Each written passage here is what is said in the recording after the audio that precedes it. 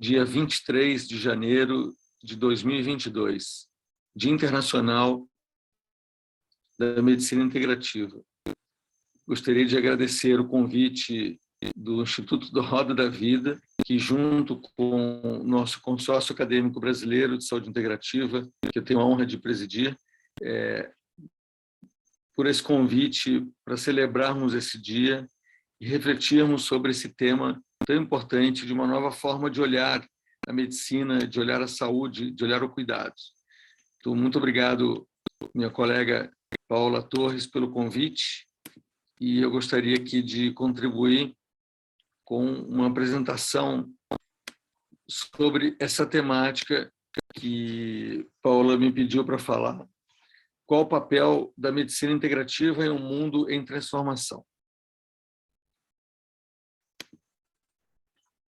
Então, primeiro me apresentando, a minha trajetória tem sido, nos últimos 30 anos, na construção desse movimento da pediatria integrativa e da oncologia integrativa aqui no Brasil. Eu sou pediatra clínico, tenho uma formação em medicina antroposófica, fiz meu pós-doutorado em neurociências na área de dor e antroposofia e tenho participado de vários movimentos aqui no Brasil e em parceria internacional para a gente poder trazer toda essa união de pesquisadores para dar uma base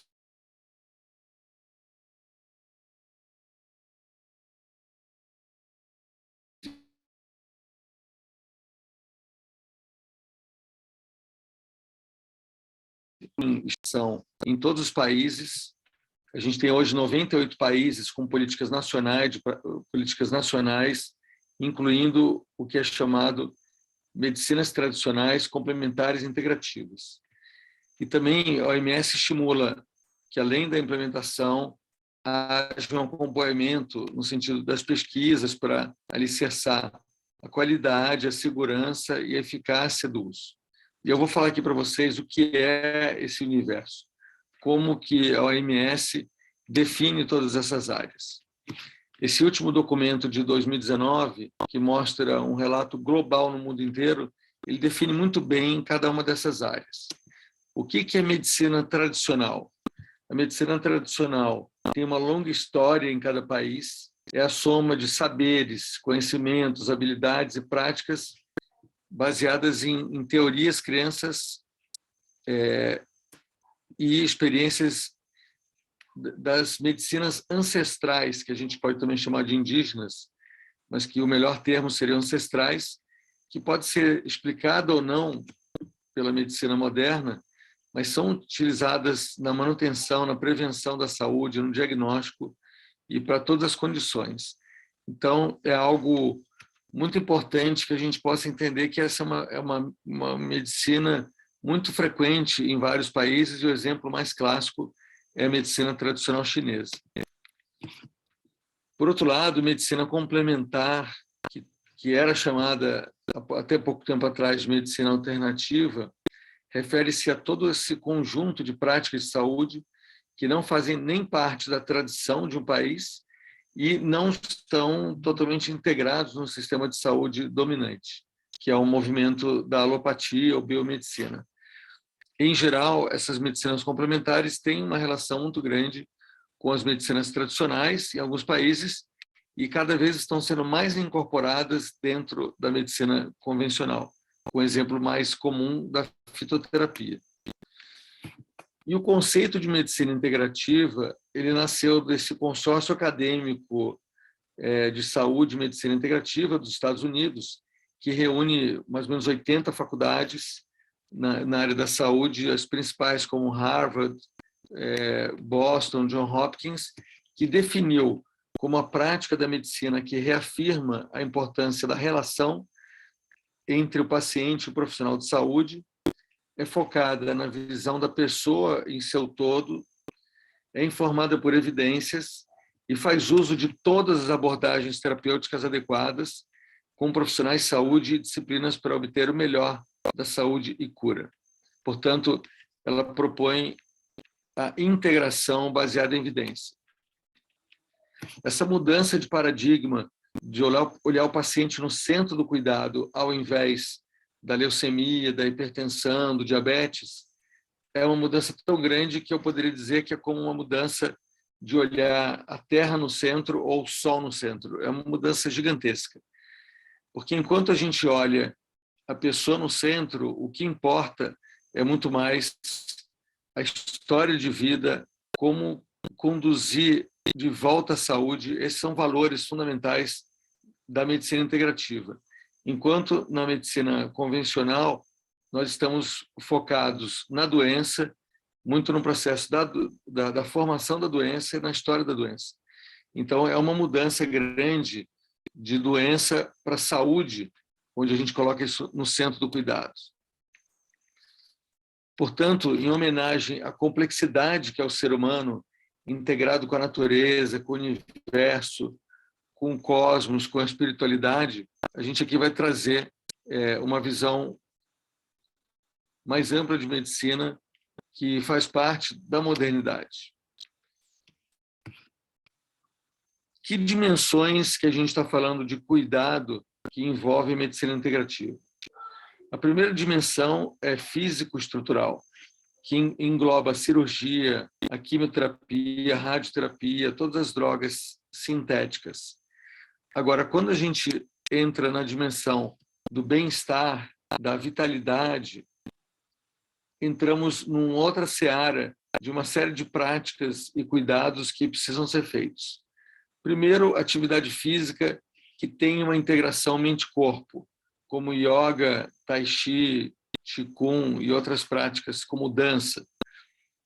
O uso da acupuntura, terapias externas com pomadas, compressas, óleos, massagens, a nutrição com os seus nutracêuticos, que são alimentos funcionais ou superalimentos, medicamentos à base de plantas e dinamizados, como da homeopatia, da medicina antroposófica, o toque terapêutico, a aromaterapia e a terapia termal, o uso de águas termais. Todo esse universo de cuidado está relacionado ao bem-estar e à vitalidade. Quando a gente quer cuidar da vida psicoemocional, aí temos a psicoterapia, ampliada por várias visões, a arte-terapia, a música, a dança-terapia, os medicamentos naturais, os florais e a aromaterapia. E quando queremos atingir a dimensão existencial e da espiritualidade, é fundamental a indicação de meditação, o aconselhamento biográfico com a história da vida, o desenvolvimento da empatia clínica, da resiliência e que cada vez mais o paciente se torne um agente de sua própria saúde, através da intencionalidade, das suas próprias decisões. Uma nova fronteira de conhecimento que surgiu nos últimos anos é o entendimento de que o nosso genoma, nossos genes, eles sofrem influência do nosso estilo de vida. Portanto, o que nós nos alimentamos, a nossa atividade física, a meditação, tudo isso muda o nosso genoma. Esse conceito mostra um espaço de transformação muito importante. Um dos exemplos lindos que eu gosto de trazer é quando mulheres possuem o gene BRCA1 e 2, que são genes que propiciam câncer de mama, esses genes podem ser silenciados, bloqueados pelo selênio. E aonde que a gente encontra o selênio? A gente encontra o selênio na castanha do Pará. Então, o simples hábito de comer 2 castanhas do Pará por dia pode alterar o gene dessas mulheres que têm essa predisposição e isso ainda ser dado para suas filhas, para que nasçam com menos risco. Um outro estudo muito interessante que muda a nossa visão sobre genética e alergia é esse estudo comparando crianças, 15 mil crianças em vários países da Europa, com estilo de vida diferentes em relação ao desenvolvimento de alergia, rinite, alergia de pele, asma. O que se observou? Que, basicamente, as crianças que vivem num ambiente mais rural, em contato com ambiente de sol, de alimentos mais naturais, variados, que desenvolvem, inclusive, uma microbiota, ou seja, a flora intestinal mais saudável, tem menos alergia do que crianças que frequentam escolas dentro da cidade, e entre as escolas Waldorf, que são ligadas à antroposofia, que são muito comuns nesses países aqui no Brasil também, tem menos alergia do que as crianças que adotam uma alimentação mais convencional, que é um pouco mais pobre de prebióticos que alimentam essa nossa flora intestinal. Então, a gente está falando aqui da educação, da alimentação, do contato com a natureza, influenciando diretamente o desenvolvimento de alergia. Se a gente olhar para o ser humano é um ser em desenvolvimento, em transformação. Desde que a gente nasce, o primeiro ano de vida, todo o desenvolvimento neurológico, ele recapitula o desenvolvimento dos vertebrados, porque a gente vem da água de 9 meses e se movimenta como um peixe enquanto é recém-nascido.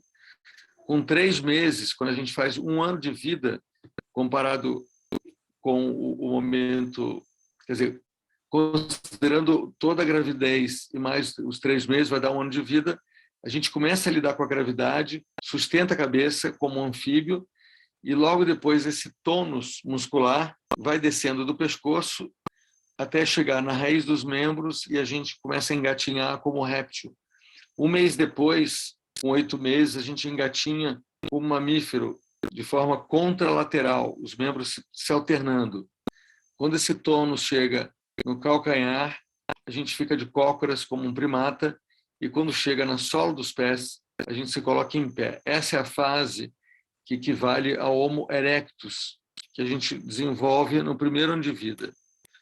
O segundo e terceiro ano de vida, a gente libera as mãos e se torna hábil como Homo habilis, e entre 2 e 3 anos, o ser humano faz uma coisa incrível. Ele se chama de eu. O primeiro indício de uma autopercepção, de uma autoconsciência, algo não ensinado por uma criança, mas ela começa a se chamar de eu. Então, todo esse desenvolvimento desses primeiros 2, 3 anos de vida equivalem a milhões de anos de evolução para que a gente se tornasse um ser humano em pé. Como dizem na língua tupi-guarani, ser humano é como uma flauta, é um som em pé. O nosso desenvolvimento do corpo, ele mostra toda essa evolução. O nosso cérebro, ele pode ser visualizado como 3 cérebros evolutivos. Um cérebro que está aqui em amarelo, mais interno, que é como a ponta de um iceberg que se abre para o intestino, é o primeiro cérebro evolutivo ligado à vontade de viver. Essa força que vem dos répteis, muito forte de viver, e a gente sabe que hoje, pela neurociência, 90% dos neurotransmissores ligados a essa vontade de viver, que é a serotonina, estão na região intestinal, no sistema nervoso mais primitivo, no plexo, ao lado do plexo intestinal, em direta conexão com a microbiota intestinal. O segundo cérebro, que foi desenvolvido pelos mamíferos, é o sistema límbico, que nos traz o afeto. E o terceiro é o cérebro racional. Portanto, o desenvolvimento do ser humano, nos primeiros 20 anos de vida, é dedicado a essa construção da vontade reptiliana, do sentimento límbico, mamífero, e do pensamento cortical, que é dos primatas e hominídeos. Ao longo do nosso desenvolvimento da vida, a gente vai fazendo esse caminho de desenvolvimento da cabeça até os pés, até chegar a se materializar e se ossificar, com os últimos ossos que se ossificam com 28 anos, clavícula e escápula. É um período que a gente forma osso, o ovário começa a funcionar na mulher, o testículo no homem, a gente produz hormônios e desenvolve um corpo estável só até 35 anos de idade. A partir dos 35 anos de idade, a gente começa uma degeneração de baixo para cima, uma degeneração corporal que serve, ao mesmo tempo, simultaneamente, de base para que a gente possa desenvolver uma outra dimensão. É muito interessante observar que, à medida que a gente vai envelhecendo, enquanto nosso corpo vai perdendo vitalidade, algo em nós cresce, uma outra dimensão cresce, uma dimensão de consciência, de autoconsciência, de consciência do planeta, de expansão cada vez maior de consciência. Então, a imagem do desenvolvimento é que, enquanto o desenvolvimento biológico ele tem seu ápice e depois uma redução, até o momento que a gente se despede aqui do planeta, a gente cresce internamente na dimensão psíquica e espiritual. Durante todo esse desenvolvimento do ser humano como um ser que tem várias dimensões, a gente precisa dizer que a formação do corpo humano já mostra que a gente tem várias dimensões. Porque quando a gente nasce, a gente amadurece uma dimensão estrutural física que se separa da mãe. Aquela dimensão da vitalidade que eu já comentei com vocês, de todo o bem-estar, ele faz parte basicamente da primeira infância. A primeira infância é dedicada a comer e dormir, a expandir os sentidos e o movimento. Então, a gente desenvolve uma inteligência motora e comportamental basicamente nesse período até 6, 7 anos. Temos os neurônios espelho que nos permitem a imitação e a gente vive muito nesse mundo do sistema nervoso parasimpático, que é o mundo do relaxamento. A segunda infância, depois que termina esse processo cerebral da mielinização, muda completamente a consciência. A segunda infância até a puberdade é caracterizada pelo crescimento da inteligência emocional, pelo afeto, pelas relações humanas, na escola, os amigos. Então, é uma outra inteligência que a gente constrói, cujo parto é a adolescência, especialmente a puberdade, com os hormônios que afloram, e aí a gente vai caminhar dos 12 anos até os 21 anos para um crescimento de questões mais profundas. Quem sou eu? O que eu quero da vida? A gente vai migrando de uma condição de uma inteligência cognitiva que caminha para entender o mundo, para entender a si mesmo, e perto de 20, 21 anos, em geral, a gente tem essas grandes decisões. O que eu quero fazer da vida? Com quem que eu quero amarrar meu burro? Ou seja, quais são as questões que eu, você, cada um de nós escolhe na vida? Entender essa relação entre o intestino e o cérebro fez uma revolução em toda essa visão da medicina. A gente traz muito isso da medicina integrativa, que é o eixo intestino-cérebro. O que se achava que tudo era o cérebro de cima, agora a gente sabe que pertence ao cérebro de baixo, esse cérebro primeiro, primitivo, que tem a ver com a vontade de viver, mas também tem a ver com a capacidade de intuição. É um mundo mais introspectivo que a gente acessa pela meditação, pela contemplação. O intestino é um universo à parte, que tem 10 vezes mais células do que o resto do corpo inteiro e que abriga uma microbiota, a flora intestinal, que tem 100 vezes mais tamanho de genoma do que o genoma humano. Então, a gente não sabe se temos uma flora ou a flora nos tem. É um mundo de simbiose que traz um conceito moderno de que o ser humano faz parte da natureza, na sua própria constituição. A medicina integrativa, como eu disse, é uma prática que além de reafirmar essa relação, o paciente como um todo, é informada por evidências. Isso faz com que a gente possa, cada vez mais, introduzir essas práticas dentro de políticas públicas. O crescimento de publicações da medicina integrativa, a gente vai observar que elas explodiram exatamente no século XXI. Podemos dizer que é a medicina do século XXI, porque ela se integra a todas as especialidades médicas, mas expande o olhar para uma visão muito mais ampla, psico, neuro, imuno, endócrina, que não separa o ser humano em pedaços, em fragmentos. Os Estados Unidos criou, em 2002, um centro de pesquisa dentro do National Institute of Health, que investe 150 milhões de dólares por ano e faz com que os Estados Unidos, junto com a China, sejam os países que mais produzam. No entanto, esse estudo aqui bem recente mostra que, junto com a China, os Estados Unidos, depois da Coreia do Sul, o Taiwan, o Brasil ocupa um dos primeiros lugares nos últimos anos de pesquisa nessa área. Então, a gente está cada vez mais entrando nesse mapa com bastante contribuição, especialmente dos estudos das plantas medicinais e da acupuntura, da medicina chinesa. Trazendo um pouco aqui o panorama mundial, a gente tem mais de 100 milhões de usuários na Europa. Os Estados Unidos fez uma avaliação de que 1/3 dos adultos usam alguma abordagem integrativa e 12% das crianças. A China, 90% dos hospitais têm um departamento de medicina chinesa tradicional junto com a medicina convencional. O Japão incorporou na prática clínica o Kanpo, que é uma prática que usa muitas plantas medicinais. A Índia é um país que tem um Ministério da Saúde específico, o Ministério Ayush, de Ayurveda, Unani, Siddha Yoga e Homeopatia.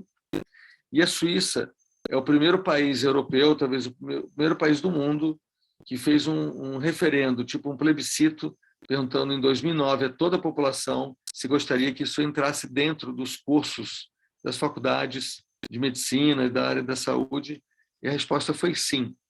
Desde 2013, a gente tem obrigatoriamente na Suíça inteira o ensino disso na graduação. E com certeza a área de maior importância é a oncologia. 1/3 dos pacientes adotam esse tipo de abordagem. Então, esse artigo aqui de notícia da Suíça mostra que o que era medicina alternativa agora está integrado dentro do sistema de saúde, que é uma imagem de eletroacupuntura coberto pelo sistema de saúde.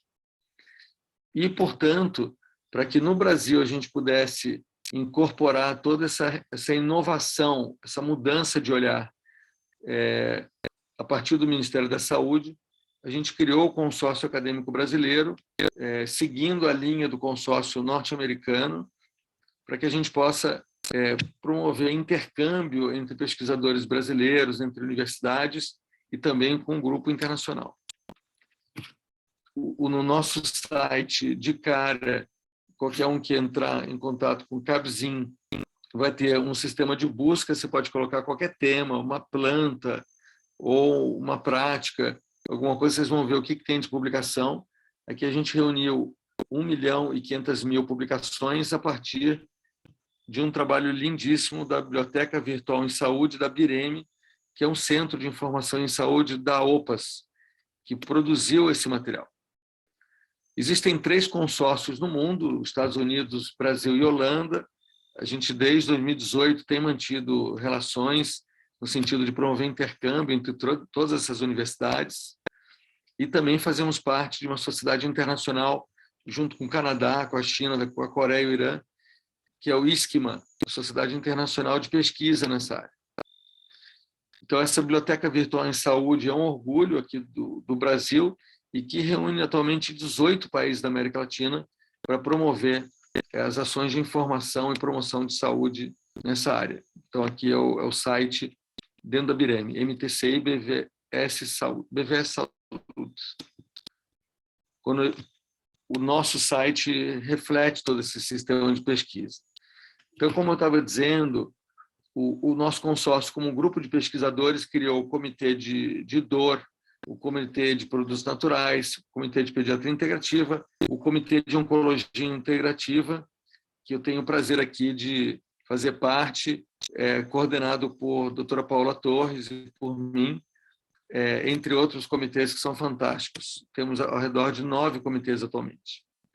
Os mapas de evidência talvez a maior produção dos últimos anos dentro da área da medicina integrativa aqui do Brasil, como uma ação desse Centro Latino-Americano de Informações, que é a BIREME, junto com um consórcio encomendado pelo próprio ministro da Saúde, para alicerçar a inserção disso tudo na saúde pública.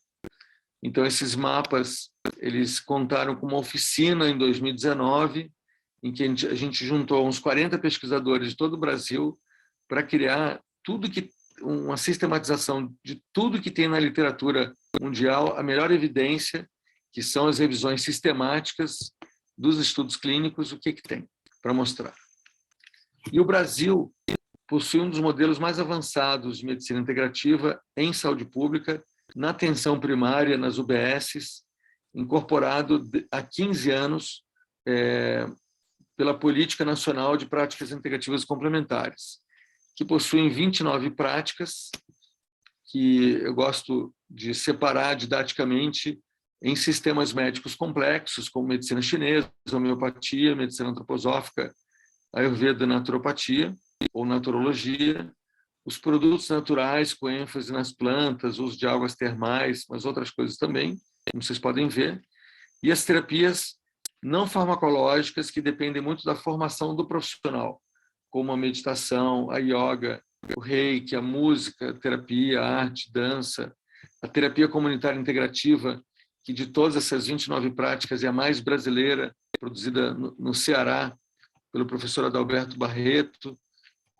por isso eu estou destacando aqui, e umas outras, como yoga, são muito importantes.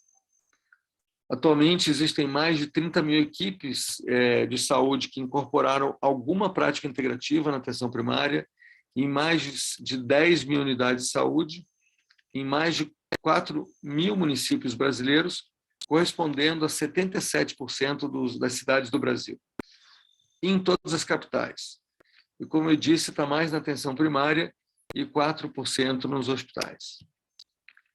Quando a gente olha os sistemas médicos complexos, basicamente a gente pode dizer que a gente tem 3 orientais e 3 ocidentais. Os 3 orientais é a medicina chinesa, a medicina indiana, a Ayurveda, e a medicina Unani, que está mais no Oriente Médio. E da medicina ocidental, a gente tem a homeopatia, a medicina antroposófica, a naturopatia, e tem mais uma importante racionalidade ocidental dos últimos 200 anos, que é a alopatia. Então, a alopatia também é um sistema médico complexo, que tem mais ou menos 160 anos, ou seja, um pouco mais jovem do que a homeopatia, um pouco mais velho que a antroposofia, mas toda essa área ocidental é muito mais moderna do que a medicina chinesa e ayurvédica, que tem mais de 5 mil anos.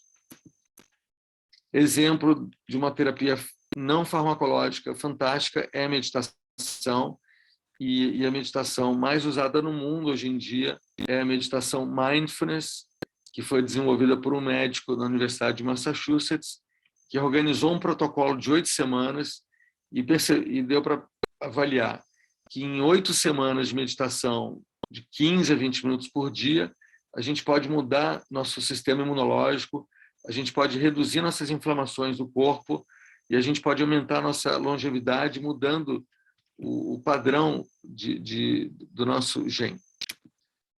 Exemplo de produto natural fantástico, temos a unha de gato, cada vez mais usada para reduzir fadiga em pacientes tomando quimioterapia. Portanto, a pedido do próprio ministro, a gente desenvolveu até hoje 18 mapas de evidência nesses últimos 2 anos. São todos esses mapas aqui, que estão acessíveis para toda a população gratuitamente, as informações para profissionais de saúde, para gestores, para que possam incorporar em seus municípios.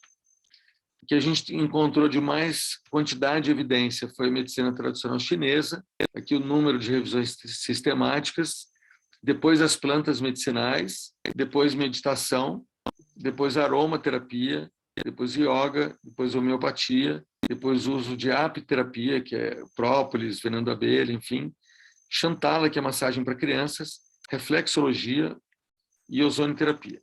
Então, até agora foi o que a gente conseguiu levantar, ao redor de 1.500 revisões sistemáticas. E existe um sistema chamado Tableau, que permite que cada detalhe de cada prática a gente possa olhar. Por exemplo, acupuntura para dor oncológica, ou para acidente vascular cerebral, enfim. Quando a gente pergunta qual o principal benefício dessas práticas da medicina integrativa, a gente pode dizer com muita certeza, saúde mental, muito benefício, com insônia, depressão, estresse, insônia, dor, pressão arterial aumentada, diabetes. E logo, junto com dor e hipertensão, a gente tem muitas evidências para o câncer. Aqui foi um recorte de todas essas revisões só para o câncer, mostrando os estudos com acupuntura, prática corporal chinesa, plantas, meditação, Chantala Yoga, com vários estudos específicos para o câncer. E, para terminar, queria dizer que a gente fez o mapa para o Covid-19, que já foi publicado. Esse estudo aqui, por exemplo, do Viscum album, que é uma planta de uso injetável, ela reduz pneumonia de repetição, então ela é um grande candidato para casos mais graves de Covid-19, especialmente na fase pós de recuperação, para evitar a recidiva de infecção ou preventivamente. E fizemos, a pedido do Conselho Federal de Enfermagem, um parecer técnico-científico para o Covid-19, que mostrou recentemente o que mais temos de evidência específico para o Covid, que são a fitoterapia chinesa, as plantas medicinais da medicina chinesa, que saiu agora uma revisão sistemática, dentre os 44 revisões que a gente conseguiu levantar. E para saúde mental do Covid-19, especialmente, a gente tem esses estudos de yoga, de dança, de programa de meditação, de tai chi, qigong, respiração, voltados para pacientes com Covid.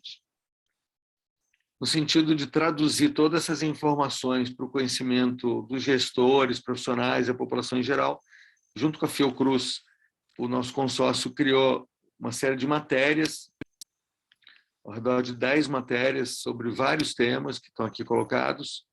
Então, vocês podem depois acessar dentro do site. Criamos também um livro com uma linguagem bem acessível, apresentando a trajetória de uma enfermeira durante um dia de atendimento focado em Covid-19, para poder apresentar todo esse material. E aqui estamos homenageando o Tai Chi como uma prática de autocuidado que está sendo incorporado intensamente nos municípios brasileiros. E junto com o Ministério indiano, fizemos agora uma tradução da orientação da Ayurveda para o Covid-19, e junto com a Universidade de Israel de Haifa, esse curso de fitoterapia para pacientes com câncer, que já está agora com a legenda em português. Então, para terminar, gostaria de divulgar esse nosso livro da Faculdade de Medicina da USP, que eu tive a honra de ser um dos organizadores, que apresenta a medicina integrativa na prática clínica. Estamos lançando um fellowship, ou seja, uma pós-graduação em medicina integrativa baseada em evidência, ano que vem. Quem quiser depois pode entrar em contato comigo, através da doutora Paola. E gostaria de terminar dando essa dica para todos nós, para fazermos à noite. Pé quente, cabeça fria, um dos grandes ensinamentos da medicina integrativa, que a gente possa relaxar, possa sair um pouco do digital, sair um pouco dos celulares e entrar num processo de introspecção, de meditação, para que a gente possa ter uma vida mais saudável. Então, muito obrigado. Vamos celebrar junto esse Dia Internacional da Medicina Integrativa. Muito obrigado. Grande abraço a todos. Boa continuidade de dia.